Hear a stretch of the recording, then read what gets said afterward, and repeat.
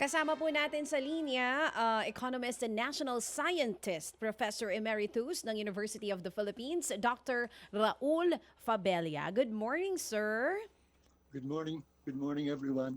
Magandang umaga, sir. Thank you for being with us today po. Salamat po sa pagpapaunlak ninyo. Sir, tungkol po dito sa ginawa ninyong critic paper kung saan sinasabi nyo nga po na MIF beyond repair, pero inamyendahan na po nila, ni-repair na po nila, sir, yung pong ilan sa mga nakapaloob doon sa bill. Ano po ang reaksyon nyo? Ini-expect naman natin na pag dumaan dun sa hearings, etc., na magkakaroon ng amyenda, lalagyan ng mga firewalls against abuse. Ngunit ang ano ko naman is it's the core of the matter is what is the problem with the Maharlika project, no? Kasi ang Maharlika project, ang definition niya ng problema ng Pilipinas ay ang pagkukulang ng infrastructure, no, na kailangang punuan. Totoo naman, medyo huling-huli tayo sa ASEAN in the hard and soft infrastructure. Kaya kailangan punuan, no?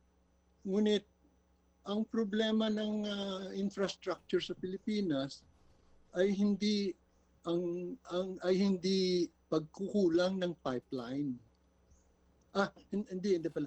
Hindi pagkukulang ng funding, kundi pagkukulang ng pipeline. Ito ay sinabi ng infrastructure expert na si Rene Santiago, galing dun sa mahabang experience niya about the problem of infrastructure provision. No? Ngayon, ang thin pipeline o ang pagkukulang ng pipeline ay hindi nangangahulugan lamang na kulang yung bridges mo, kulang yung dams mo, hindi nagawa yung dams na marami tayong pagkukulang. Ngunit bago maging shovel ready ang isang proyekto, ay dapat nakalagay doon sa proper regulatory and a rule of law ecology. A proper regulatory and rule of law ecology makes the risk-adjusted returns of investors attractive to investors. No? Kung walang proper regulatory and rule of law ecology, walang perang papasok at natural hindi magawa yung proyekto. Itong problemang ito ay ang dapat sinusolve ng ating gobyerno ngayon. Yan ay mas malaking problema kaysa sa Maharlika, no? Tulad ng Calax, no? Yung Calax Expressway, no? Yan ay matagal nang nadidelay at habang nadidelay yan, dumudugo ng pera yun, no? Ating pera yon kasi kailangan din nating ipunuan ang project construction, no? Ngayon, ang problema doon sa Calax is right of way. Problema ng gobyerno. Gobyerno ang kumulang sa right of way provision sa Pilipinas. Yun ang na mayroong mas maraming problema na iba sa Pilipinas. Hindi funding, kundi proper regulatory and rule of law ecology. Kaya mababa masyado ang ating tinatawag na investment rate, pinakamababa sa buong Asia, no? Kung mababa ang investment rate mo, so pag matagalan, mahuhuli ka talaga. Kakain ka ng, you're eating the dust of your neighbors. And that is, in other words, the Maharlika has define the problem wrongly. So kahit tweak ka ng tweak dyan, tweak ka ng tweak dito, kung mali yung punteriya mo, yung target na punteriya mo, hindi ka makakarating, no? Ganon. Yes po. Sir, dito po sa bagong amyenda na ginawa nila, isa sa mga inilagay nga po yung papatawan na ng parusa mga opisyales ng MIC. Ito na yung tawag ngayon eh, hindi na nga po Wealth Maharlika Investment Corporation na. Papatawan ng parusa yung mga lalabag po sa investment policies tsaka yung mga papasok sa kasunduan. Sabi nyo nga po kahit ilang tweak pa gawin nila dyan, may alisin man sila, may idagdag sila, hindi pa rin po tama yung sa nangyayari dito sa Maharlika Investment Corporation. Pwede niyo po ba isa-isahin sa amin kung aside doon sa mga nabanggit niyo na kanina, ano pa yung pupwede kayang gawin nila or pupwedeng baguhin para po maging katanggap-tanggap po para sa inyo at sa mga tao sa ating bayan. Ito pong ipinupush at sinusulong nga pong maipasa ng Maharlika Investment Corporation. Yung mga enforcement mechanisms and penalties na inattach nila sa bill, that's very good. That's always very good. The problem sa Pilipinas ay ang enforcement ng mga batas, no? Ang katiwalian sa formally, may ano yan, may corresponding penalties yan, pero saan ngayon sino ang na penalize dun sa formally? Ang katiwalian sa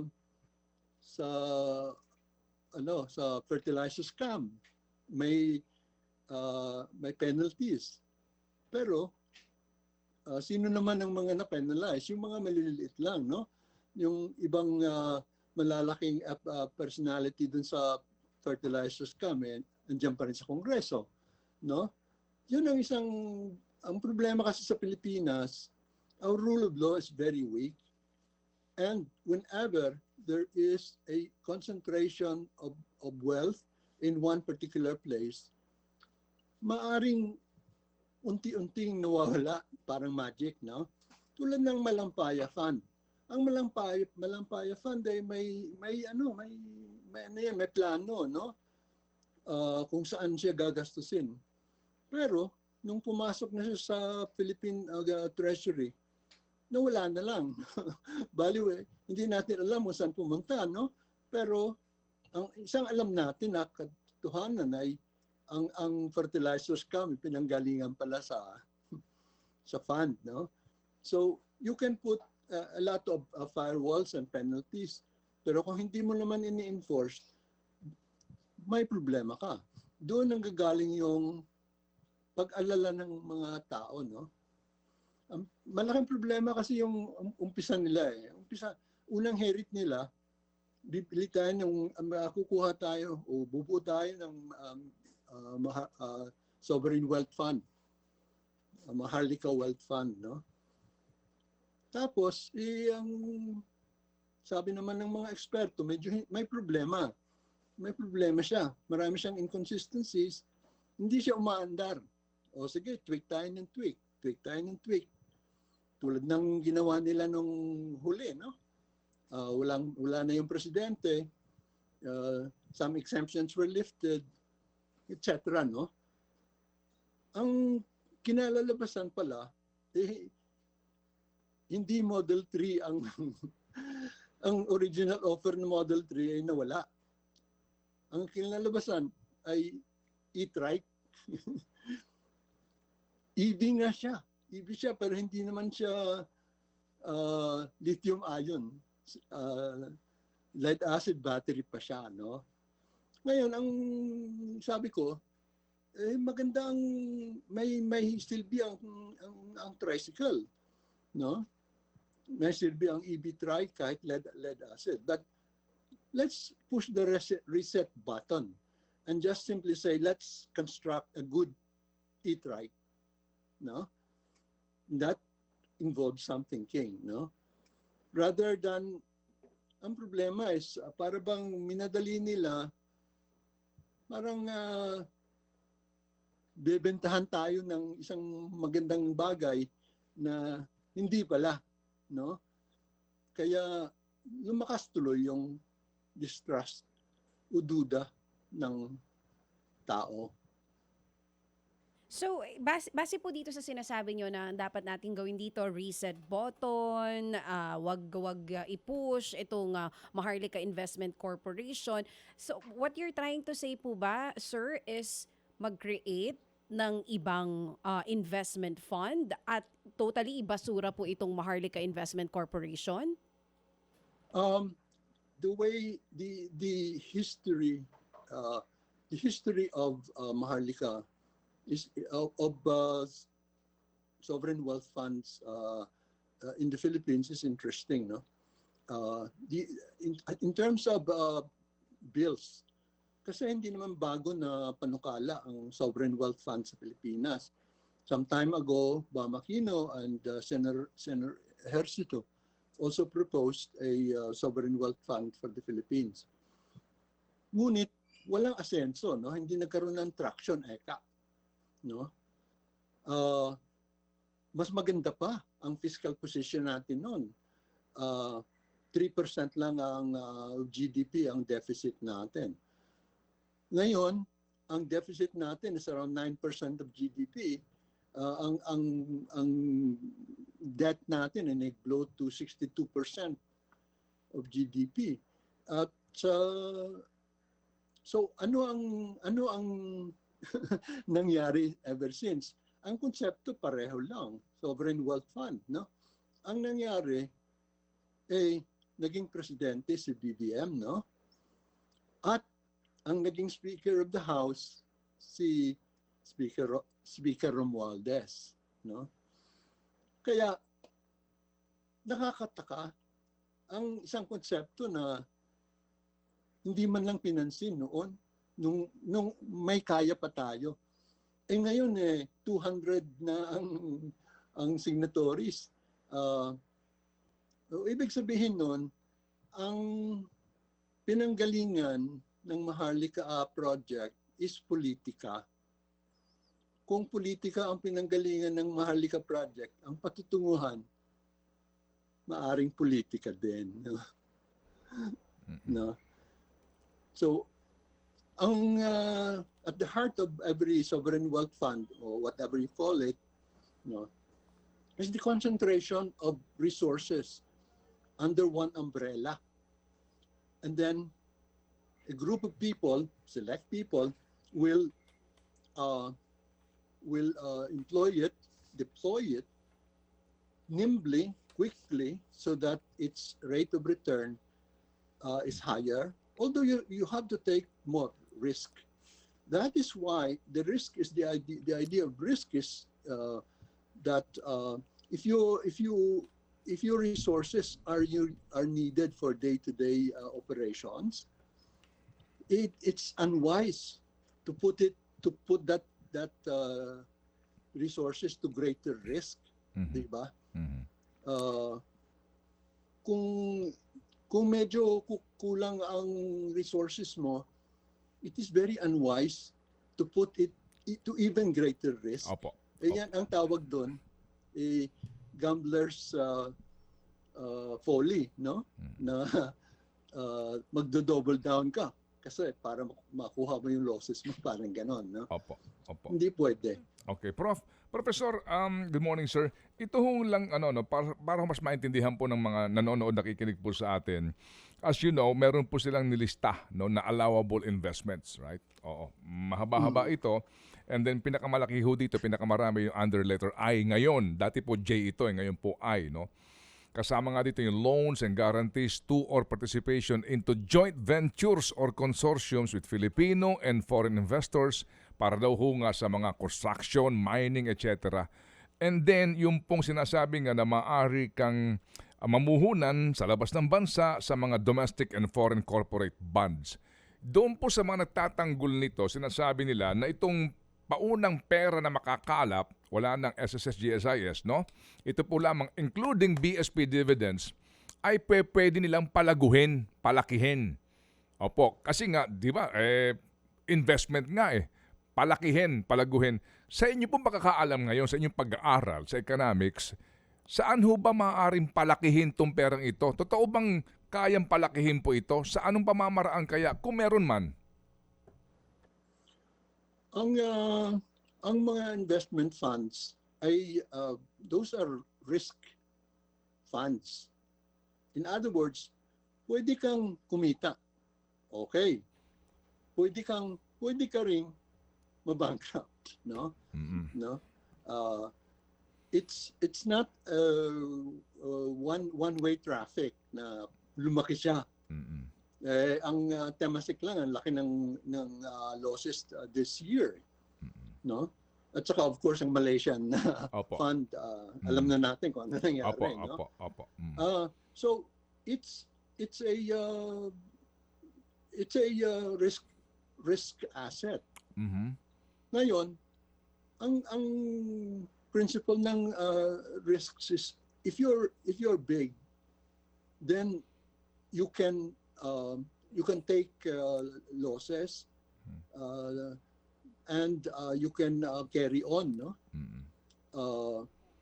But ang problema sa Pilipinas is really enforcement. Na ang isang fund, pag kumita yung placement niyan, ang mga brokers niyan ay kikita ng maganda, no? Pero pag public fund tulad ng Maharlika, pag malugi yan, atin lahat 'yun, no? Mm-hmm. Ang tawag doon ni Stiglitz ay ersatz capitalism, no? Ersatz meaning false. Na kung may kita, amin. Kung may lugi, atin. yun ang ersatz capitalism ni Opo. Yun ang peligro. Opo. Ngayon, kung ang rule of law mo is really hard and fast, then it's easy to see how that size could be used to increase your asset, especially assets that you don't need, no? You need today. Opo. Okay, sige po. Sir, ito lang po, no, mga last lang po, a few points, Professor, no? Ngayon po sa Philippine Star headline nga ay Marcos on Maharlika, we need investments, no? Opo, sige. So, yung po kasi ngayon ang pinapangalandakan nga ng mga papanukala nito at nagsusulong nito. So, sa inyo pong kaisipan bilang isang ekonomista, need investment.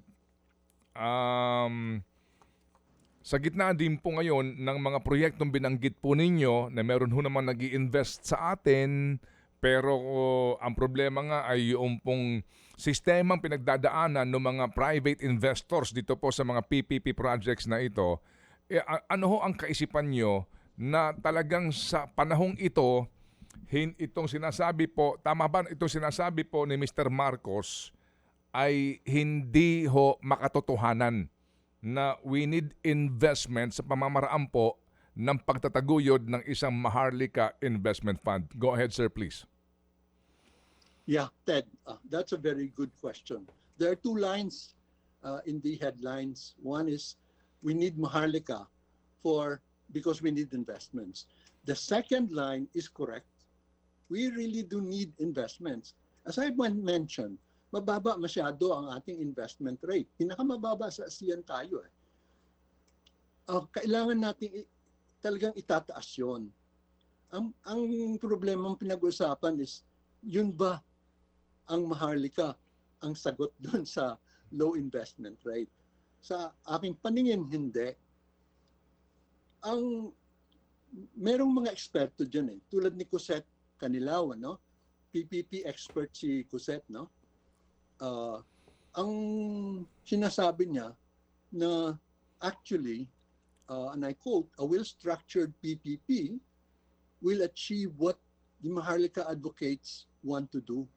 Is essentially what President Marcos wants to do to increase the investment rate. No? So, ang problema is hindi tataas ang investment rate ng Pilipinas hanggat medyo problemado ang ating rule of law. Tayo ay, ang ating rule of law ranking is number 97 out of 140, no? Below average na tayo. Number 13 tayo sa ASEAN. So saan pupunta ang investors kung below rule of law? Alam natin sa saliksik na pag medyo mababa yung rule of law mo, aalis ang mga investors, no? Opo. Ngayon, kung ang ating rule of law ay mapataas na index, ay mapataas natin sa, let us say, sa middle, average lang naman, let's say sa 70, no? Or lower.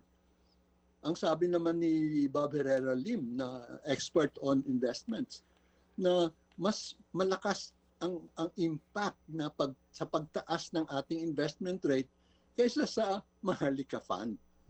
Ibig sabihin nun, the Maharlika Fund is one way perhaps, but one inferior way of raising our investment rate. Okay. Kung sa ako professor, no? Pag tinatanong ako sinasabi ko sa mga estudyante, kung ang pinag-uusapan ay pagpakialam ng gobyerno sa merkado, ano ang tatanong nyo? Ang tatanong nyo, what is the market failure? Ano ang kakulangan ng merkado? Kung walang kakulangan ng merkado, makialam ang gobyerno, government failure ang kinalabasan niyan. Kahit may kakulangan ng merkado, makialam ang gobyerno, pero because of weak institutions, mataas ang corruption, mataas ang waste, government failure pa rin ang dadatnan niyan. Opo.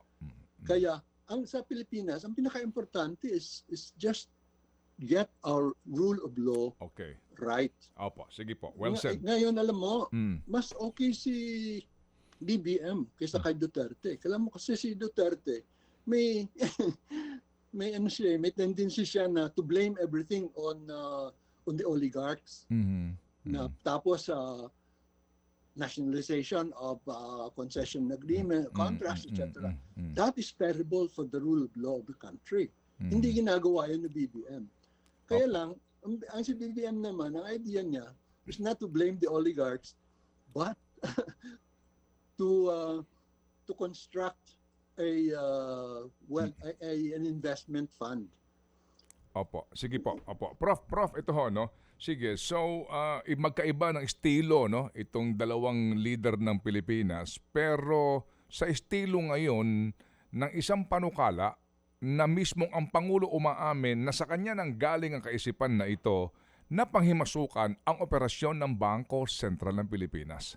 What's your take on that? Because as you know, ito ho ngayon, ang Bangko Sentral minamanduhan pati ho yung kanilang dividends kung papaano po ito ipopondo sa Maharlika Investment Fund. Hindi ako sang-ayon na pakikialaman ng gobyerno ang ating BSP.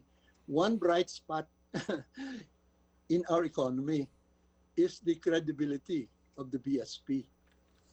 And that is governed by a law, the BSP law, na one of the provisions is that the government ipupuntahan ang BSP to the tune of 200 million. Hindi pa napunduhan ng gobyerno 'yan, no? Ngayon ang arrangement is ang mga returns, dividends from BSP mag-round trip sa treasury tapos ibabalik until na mapupunuan yung 200 million. Billion. Oo. Billion, sorry. In the rules, that's in the rules. Opo. No? Ayokong galawin yan kasi magkakaroon ng politika ang monetary and exchange rate policy natin. Ano po? doomsday doomsday scenario, hindi maganda. Kaya sang-ayon ako doon kay Felipe Medalla sa umpisa na ayaw niya talaga na ipagalaw ang BSP resources. Ito prof, ito na po last no. Doomsday scenario. Ano ba ang danger? Ano bang kadelikaduhan kung pinilit mo, inobliga mo ang Bangko Sentral na ilagak yung kanilang kita dividendo dito sa Maharlika Investment Fund na ito at pagkatapos malugi, mawala. After all, 5 years nga po dahil hindi pa pwedeng galawin eh. Ano ba ang kahihinatnan? At pagkatapos, kung dumating pa pagkakataon na magkaroon pa ng pakikialam ang gobyerno, ang Kongreso, sa operasyon ng Bangko Sentral para lang pondohan itong Maharlika Investment Fund, ano po ang posibleng mangyari at delikadong mangyari para sa bayan? Ang mangyari dyan kung tagumpay ang arrangement na yan, will the Philippine government stop there? No? Kung tagumpay yung pakialam ng gobyerno dyan, it might not stop there. And the danger is that bright spot in the Philippine economy may actually be torn apart. And it's so important because part of the progress that we have made in the last 3 decades is the fact that our BSP has been independent. No? So, malaking bagay ang mawalan ng independence ang BSP. Nung kapanahonan ng Marcos the First, ang BSP was just an ATM. A private ATM of Malacanang. And that's the reason why we went into such a terrible time, no? Kaya ang mga tao nare-remember din yan, no? At ang unang impression is, lalo na nung minamadali, ang unang impression is, babalik ba tayo sa magulo at kinakasuklamang lugar na yan kung saan ang kaban ng bayan ay nasa isang umbrella, ngunit sa isang umbrella at na maaring iwarat. Actually, penalties could be there, but you cannot penalize risk-taking because that's the idea of risk-taking of higher returns. You take risks. If you take risk and you lose, anong gagawin mo? No? So that is the reason of behind Stiglitz. Joseph Stiglitz is a Nobel Memorial Prize winner of such capitalism. Na kung may lugi, atin lahat. Kung may tubo, kami lang. Amin lang yan. Yan ang pinakamalaking problema doon. Okay, sige po. Dr. Raul Fabella, sir, salamat for sharing your thoughts sa aming pong programa this morning. We appreciate this and we'll be keeping in touch. Tayo po'y magbantay. Maraming salamat, Ted at DJ. Salamat po na marami. And tayo po'y magbantay-bantay pare-pareho dito nga po sa panukalang ito. Salamat, Professor. Mabuhay. Thank you very much. Ted Filon at DJ Chacha. Ngayon, nasa Radyo 5, 92.3 News FM. Monday to Friday, 6 to 10 a.m.